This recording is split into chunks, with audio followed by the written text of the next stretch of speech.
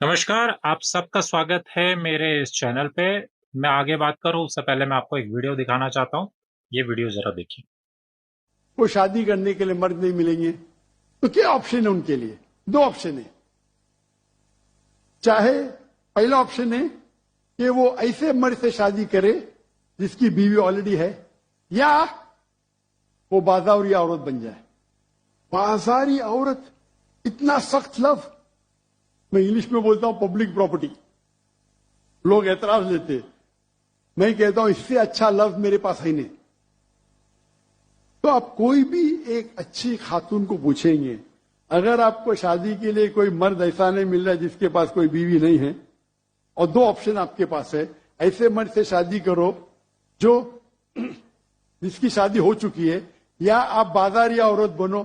कोई भी अच्छी औरत ये कहेंगी कि मुझे पहला ऑप्शन। देखा दोस्तों, ये साहब हैं डॉक्टर जाकिर नाइक, जिनको हिंदुस्तान से हिंदुस्तान के लोगों ने, हिंदुस्तान की गवर्नमेंट ने लात मार के भगा दिया था।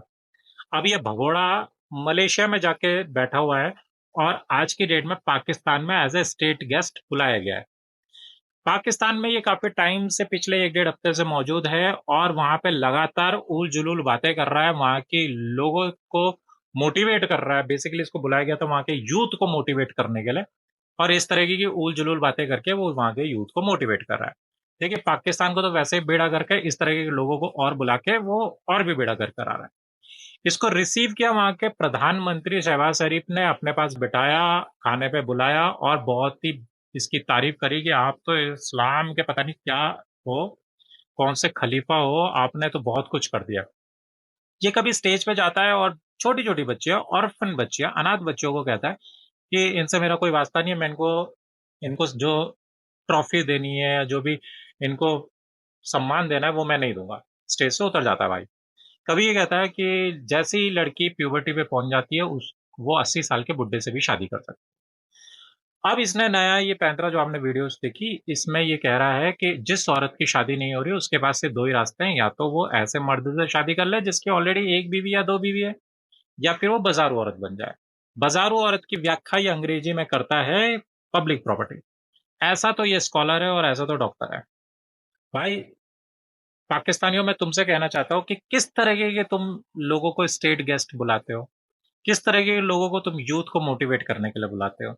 इस तरीके की बातें कर रहा है और तुम लोग अपने घरों में बैठे हुए हो। तुम्हें शर्म आ जानी चाहिए, रोड पे उतरना चाहिए और अभी इस बंदे को जूते चप्पल तुम्हें लगाने चाहिए।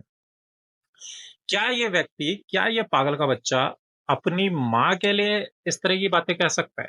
क्या अपनी बेटी के लिए, क्या अपनी बहन के लिए इस तरह की बातें कह सकता है? हिंदुस्तान में हिंदू हो, मुस्लिम हो, सिख हो, ईसाई हो, किसी भी धर्म से आती हो, किसी भी जाति से आती हो, हर लेडीज को, हर फीमेल को, हर मेल को अपने लिए डिसीजन लेने की पूरी आजादी। यहाँ पे लिव इन रिलेशनशिप को भी मान्यता मिली हुई है। हमारे देश में इस तरीके की कोई भी बात नहीं कर सकता, और अगर कोई बात करेगा, ये करता था, तो इसको जूते चप्पल मार के यहाँ से विदाई मिली हुई है। ये पागल का बच्चा इसलिए ही पिटा यहाँ पे क्योंकि ये इसी तरह की बातें यहाँ करता था। अब ये पाकिस्तान पहुंचा हुआ है और तुम लोगों के साथ ये बातें कर रहा है। और तुम लोगों में इतनी भी शर्म हया नहीं है कि रोड पे उतरे और ऐसे बंदे को जाके जूते चप्पल मारे, और जूते चप्पल मारे अपनी गवर्नमेंट को, जो कि इस तरह के लोगों को, यूथ को मोटिवेट करने के लिए बुलाती है। यूथ को मोटिवेट करने के लिए क्या तुम्हारे पास मौलवी और मुफ्तियों की कमी हो गई है? तुम्हारा देश एक इस्लामिक देश है। अगर तुमने पहले बुलाने ही है मौलाना, तो तुम अपने देश के खड़े कर लो ना। बाहर से इतना खर्चा करके इस बंदे को बुलाया तुमने, और ये इस तरह की बातें तुम्हारी ही बहू, बेटियां और बहनों के लिए कर रहा है। और तुम लोगों को फिर भी शर्म हया नहीं आ रही है। अपने घर में बैठे हुए हो और बैठे ही रहोगे, और इस तरह से हर व्यक्ति आके तुम्हारे घर की लेडीज के लिए इस तरह की बातें करके चले जाएगा। यूथ को मोटिवेट करने के लिए तुम क्या किसी डॉक्टर को खड़ा नहीं कर सकते थे, किसी इंजीनियर को नहीं बुला सकते थे, किसी बिजनेसमैन को नहीं बुला सकते थे, किसी अच्छे पॉलिटिशियन को नहीं बुला सकते थे, पर तुमने चुना इस तरह का व्यक्ति। और जब तुम चुनोगे इसी तरह के व्यक्ति, तो इसी तरीके की बातें तुम्हारे सामने आएंगी, और जब इस तरीके की बातें ही तुम्हारे सामने करी जाएंगी, तो तुम लोगों की मानसिकता भी ऐसी ही होगी।